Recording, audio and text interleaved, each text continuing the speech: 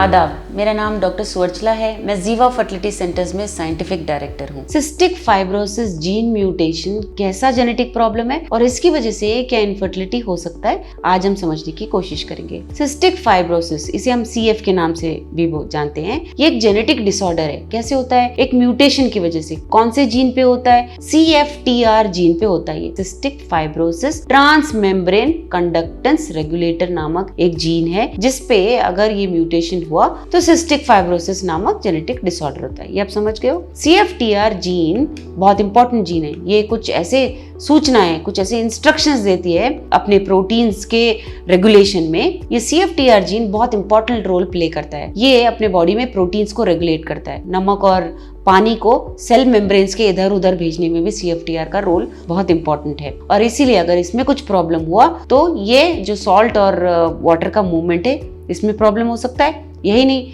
Respiratory digestive systems में problem हो सकता है। और इस जीन में अगर कुछ प्रॉब्लम हुआ तो CFTR प्रोटीन जो है वो मार खा सकता है। ओवरऑल देखा जाए तो कई ऐसे बॉडी पार्ट्स हैं जो इफेक्ट हो सकते हैं CFTR प्रोटीन या CFTR जीन म्यूटेशन की वजह से। जब हम इनफर्टिलिटी की बात करते हैं, CFTR जीन म्यूटेशन अनेक प्रकार से इफेक्ट कर सकता है। सबसे पहला है congenital absence of vast difference. इससे बहुत कॉमनली देखा गया है, इसे CAVD, इस जीन के प्रॉब्लम में CF जीन के म्यूटेशन की वजह से CAVD congenital absence of vast difference देखा जाता है। वास्ट डिफरेंस क्या है? यह एक ऐसा ट्यूब है जो स्पर्म्स को टेस्टिस से बाहर लेके आता है, इजैकुलेट में लेके आता है, यूरेथ्रा और यूरेथ्रा से इजैकुलेट। सो इसीलिए इन पुरुषों में जिनमें CF जीन म्यूटेशन होता है, सिस्टिक फाइब्रोसिस जीन म्यूटेशन होता है, स्पेशली जब दोनों क्रोमोसोम्स में ये प्रॉब्लम होता है, जिसे होमोजाइगस कहते हैं हम। अगर दोनों कॉपी है तो ये रिस्क जो है बहुत ज्यादा होता है और ये वास्ट डिफरेंस का ना होना, कंजेनिटली ना होना, यानी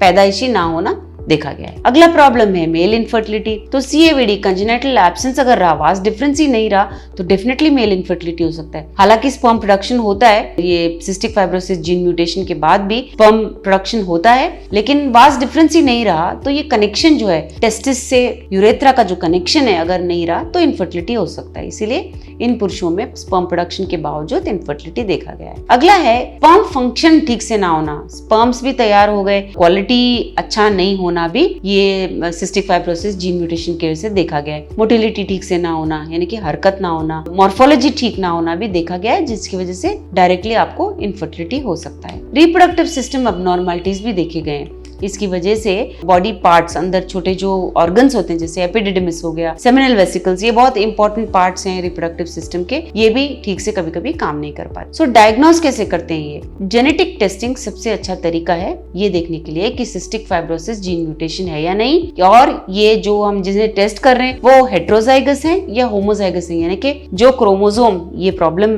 के साथ दिख रहा है, दोनों क्रोमोसोम्स में प्रॉब्लम है या एक क्रोमोसोम में प्रॉब्लम है, ये देखा जाता है। जो कैरियर्स होते हैं, यानी कि जो दोनों क्रोमोसोम्स में अगर प्रॉब्लम नहीं हो, हेट्रोजाइगस हो, तो ये देखा गया है कि उनको सिम्टम्स तो कुछ नहीं होते, लेकिन ये रिस्क जरूर होता है कि उनके बच्चों को ये प्रॉब्लम हो सकता है।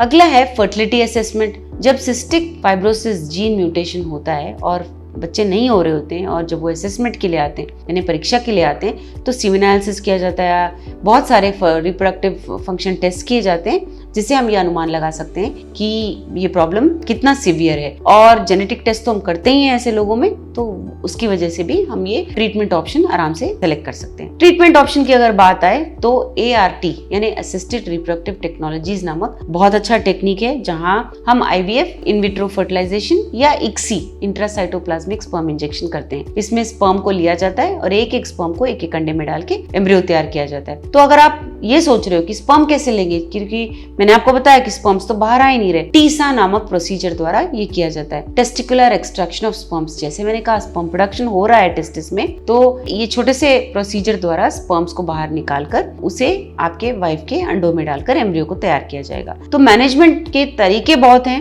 लेकिन ये देखना होगा कि हेट्रोजाइगस है, होमोजाइगस है, इश्यू कहाँ पे आ रहा है देखते हुए ट्रीटमेंट ऑप्शन करना चाहिए। इसके बारे में और जानकारी के लिए अवश्य जीवा फर्टिलिटी सेंटर्स आइए। Thank you. हमने इस वीडियो बनाने के लिए बहुत मुशक्कत की है, मेहरबानी करके हमें लाइक और सब्सक्राइब जरूर कीजिएगा। शुक्रिया।